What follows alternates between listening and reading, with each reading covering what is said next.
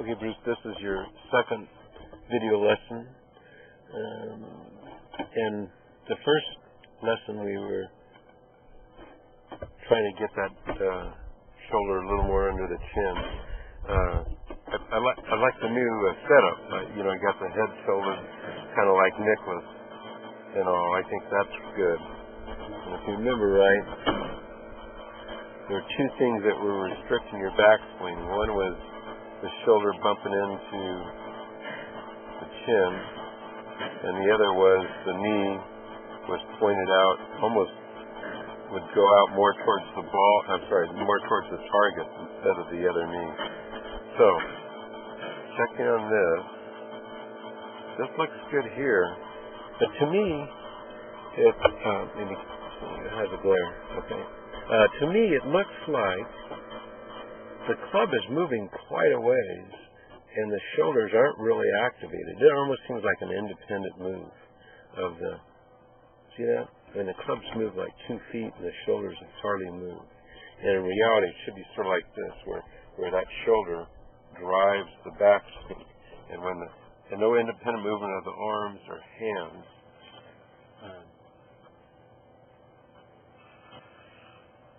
It looks like you're kind of locking up. Then we can see from the other angle. Let's see, you get right here, and then pretty soon that left shoulder gets the head moving up. That collarbone actually bumps into the thing. See how you're kind of rising up? Mm-hmm. But it's not drastic. I mean, you can kind of live with that. But at the top, you have a problem hitting it left or hooking it? Yeah. Yeah, it's kind of shut at the top. See how the club face is kind of shut. But back to the turn.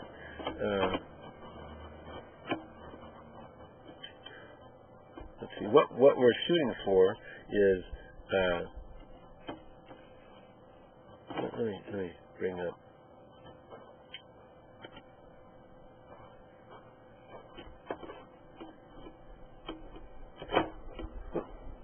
Let me get back to the face on, and we'll talk about the rotation. I got Adam Scott up here down the line, so let's go through that first, and then we'll backtrack. Sorry for the restart here. Okay.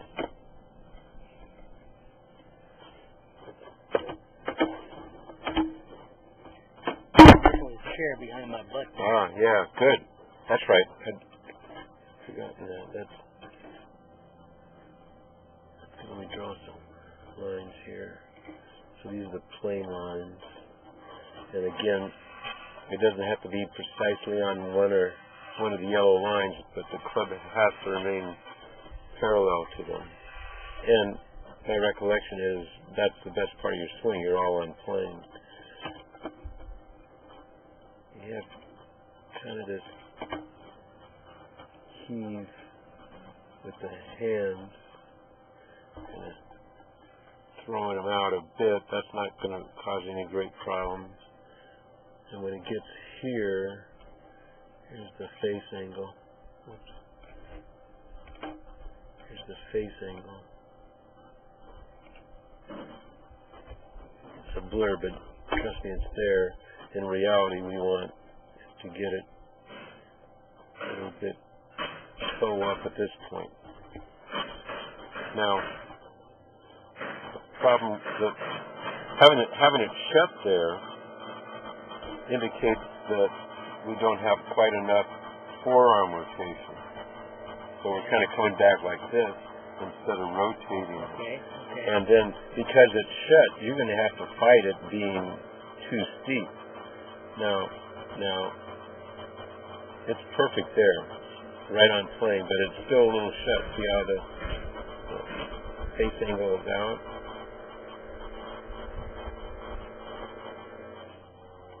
But look at that, that's perfect. And I was incorrect with the other angle. That's right on plane. It's not shut. So it's perfect. Okay. So, yeah, I remember. Okay. Perfectly on plane swing. Nobody with a handicap has that good of position. Now, on the way down,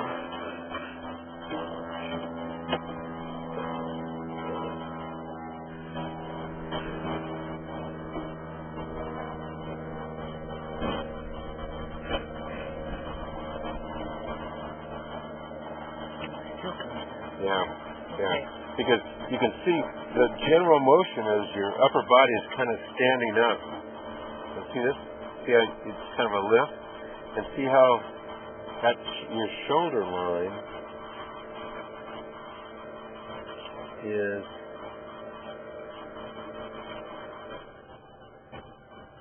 kind of like this, and your spine angle is like that, and they should be. It works at 90 degrees. You know, that's how the spine and shoulders were designed. And he's got, it's hard to tell, but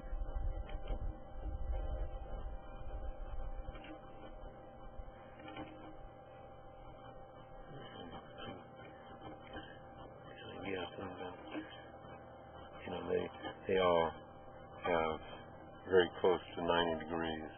So we're kind of working opposite to how our body's intended. So, you know, and with that collarbone or shoulder bumping in, you know, you got the head kind of coming up a bit, it's causing that extra motion. Just keep the chin higher. Yeah. And we'll look at it on the other dimension, but there's two ways we can kind of screw that up.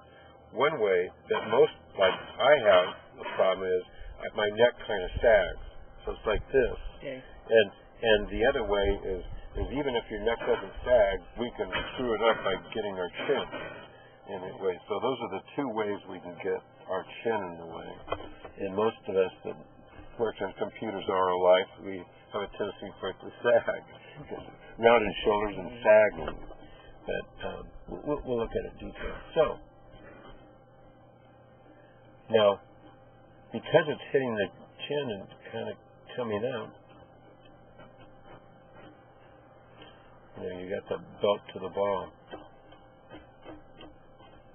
The belt buckle is. Right. And so it goes on the right foot.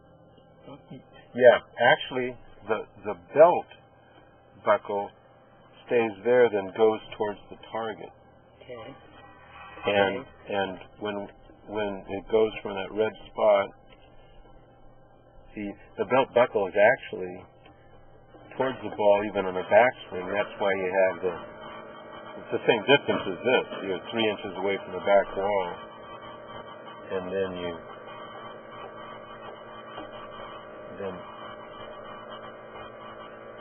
so the belt buckle is like in here, 3 inches away. So you've got a good opportunity to hit the hosel.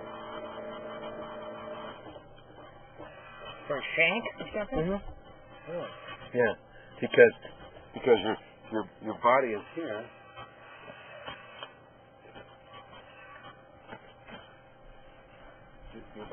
Your belt buckle's here, and when you come down, the belt buckle is now here. Oh, really? Okay. So in order to not be a shank, you've got to your belt goes this way, and then you've got to kind of get the toe of it down, change the lie angle like this. Otherwise, right? So if I'm lined up like this, and I go to hit the ball like this, it's going to be like this. So you've got to have the belt goes like this. So you've got to have something that looks sort of like this coming through instead of the belt buckle. And this is how the lower body works. The right cheek goes back. The belt buckle goes towards the target. Like Okay. So we'll work. Do I need to stay back on my heels more?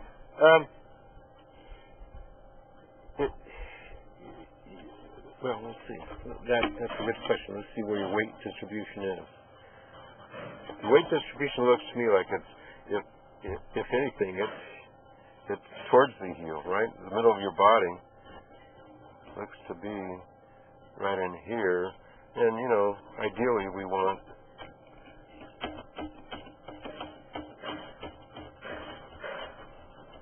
see the middle of his body probably is where it should be on the balls of his feet. Right. I know that. So I don't think moving it back is a problem. I think the problem is we have an extra move that's not needed that makes us stand up, independent arm movement, and now we're toast.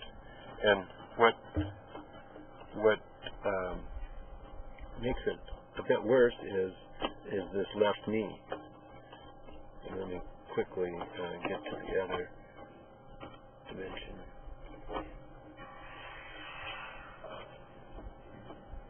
If I shank the ball, which I have, you know, I go back on my heels and it corrects the problem. Yeah. I know you're supposed to be the inside balls of your feet. Yeah. So at the top, we need to get this right knee caved in towards left knee towards the right knee, like that. And in real life, you take it and move it towards the ball. Can't really see it there. So the good guys, I mean the elite players, you're a very good golfer. Elite players, watch his left knee. He gets in. That's going towards the ball. No, it's going towards his. See, it's going towards his right foot. Exactly. Right foot. Right. Right. So I call it collapsing that left